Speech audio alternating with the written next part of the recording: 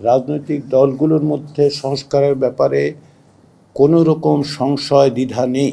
রাজনৈতিক দলগুলো চান, সেই মতামতের অধিকাংশ দলের কাছ থেকেই আমরা পেতে শুরু পেয়েছি। বেশ কিছু দল আমাদেরকে ইতিমধ্যে দিয়েছে এবং তারই ভিত্তিতে আমরা বিভিন্ন রাজনৈতিক দলগুলোর সাথে যোগাযোগ করছি এবং আলোচনাগুলো শুরু করছি। এই ঈদে জামা জুতো অ্যাকসেসরিজের ডিসকাউন্ট।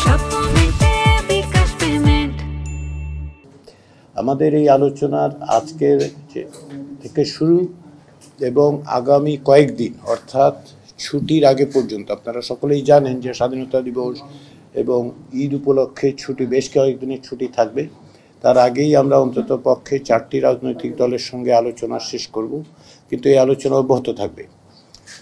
ঈদের ছুটির পর আমরা আশা করছি যে 26শে মার্চ থেকে 7ই এপ্রিল পর্যন্ত যেহেতু ছুটি থাকবে, ওই সময়টাতে অফিস বন্ধ থাকার কারণে আমাদের এই রাজনৈতিক দলগুলোর সাথে যোগাযোগ থাকবে, কিন্তু আলোচনাগুলো আমরা 7 এপ্রিলের পর শুরু করব। আমরা আশা করছি যে এই রাজনৈতিক দলগুলোর পক্ষে ইতিমধ্যেই যে সমস্ত মতামত দেওয়া হয়েছে সেগুলো আমরা পর্যালোচনা করছি এবং আমরা আশা করছি যে বিভিন্ন বিষয়ে আমরা একমতের জায়গায় আসতে পারবো। এবং ইতিপূর্বে যে সমস্ত বক্তব্য আমরা রাজনৈতিক দলগুলোর কাছ থেকে শুনেছি এতে আশাবাদী হওয়ার কারণ যথেষ্ট রয়েছে। আমরা মনে করি যে এই বিষয়ে আমাদের সাথে অনানুষ্ঠানিক আলোচনায় যেসব মতামত পাওয়া গেছে, তারা জনসমক্ষে যেগুলি বলেছেন সেগুলোতে আশাবাদী হওয়ার যথেষ্ট পরিমাণে কারণ আছে। সবচেয়ে বড় কারণ দুটো। 1 নম্বর হচ্ছে রাজনৈতিক দলগুলোর মধ্যে সংস্কারের ব্যাপারে কোনো রকম সংশয় দ্বিধা নেই।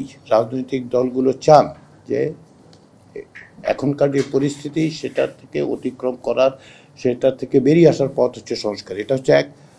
দ্বিতীয় যেটা, সেটা হচ্ছে যে রাজনৈতিক দলগুলো এই সংস্কার প্রক্রিয়ায় অংশগ্রহণ করতে চান।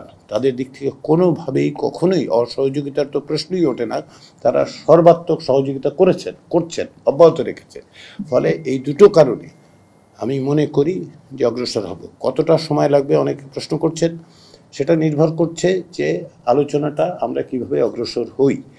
রাজনৈতিক দলগুলোর সাথে আলোচনার ক্ষেত্রে যেভাবে অগ্রসর হওয়া যাবে তাতে আমাদের লক্ষ্য স্বল্পতম সময়ে, পাশাপাশি যেটা আমি বারবার উল্লেখ করি সেটা হচ্ছে জাতীয় ঐক্যমত্য কমিশনের সময়সীমা নির্ধারিত হয়েছে 15ই জুলাই পর্যন্ত।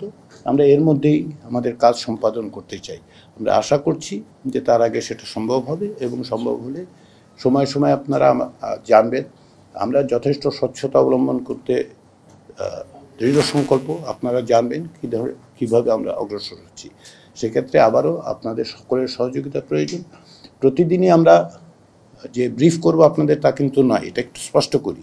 কারণ হচ্ছে আলোচনায় আজকে একরকম আলোচনা হলো, কালকে আবার হয়তো একটু পরিবর্তিত হবে। যখনই আমরা একটা অবস্থার মধ্যে যাব, একটা পরিস্থিতিতে যে আপনাদের জানানো যাবে, আমরা অবশ্যই আপনাদের জানাবো, অবশ্যই আপনাদেরকে জানাবো যে কাজের অগ্রগতি কী হচ্ছে। সেই কাজে আপনাদের সহযোগিতা পাবো সেটা আশা করছি। কেননা দেশ, জাতি এবং জনগণ তাকিয়ে আছে আপনাদের দিকে, আপনারা কি তথ্য দেন, সঠিক তথ্য দেন, সেই আশা করে সেইটাই আপনাদেরকে সবাই আবার ধন্যবাদ জানিয়ে।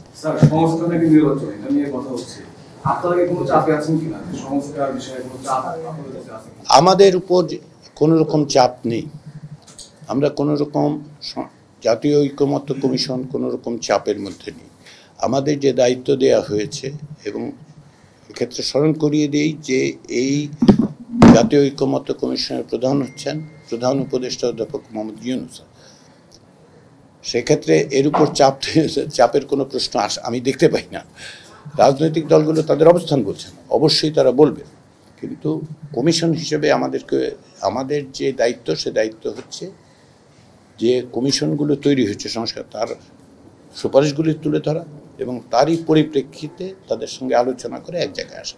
সেই প্রক্রিয়াটা চলছে বললাম এই কারণে। আমরা যখন দিয়েছি ওনারা অত্যন্ত নিষ্ঠার সঙ্গে ক্ষেত্র বিশেষের সময় নিয়ে হলেও তারা তাদের সুচিন্তিত মতামতগুলো আমাদের জানাচ্ছেন। ফলে আমি এই মুহূর্তে কোনো চাপের কোনো প্রশ্ন আমি দেখতে পাই না আর কি। সবাইকে ধন্যবাদ। বিএনপির পক্ষ থেকে আমাদের জানানো হয়েছে যে আগামী 2-1 দিনের মধ্যেই তারা আমাদেরকে দেবেন। হ্যাঁ, তো আমরা অপেক্ষা করছি, আমরা আশা করছি আগামী 2-1 দিনের মধ্যে দেবেন। তারা, ঠিক আছে? জি, সেটা এই আগামী 2-3 দিনে হচ্ছে না, বুঝতেই পারছেন। তো তাদের মতামত পাওয়া গেলে ঈদের পর থেকে যে সমস্ত দলের সাথে আমরা আলোচনা করবো তার মধ্যে এনসিপিও থাকবে অবশ্যই, ঠিক আছে?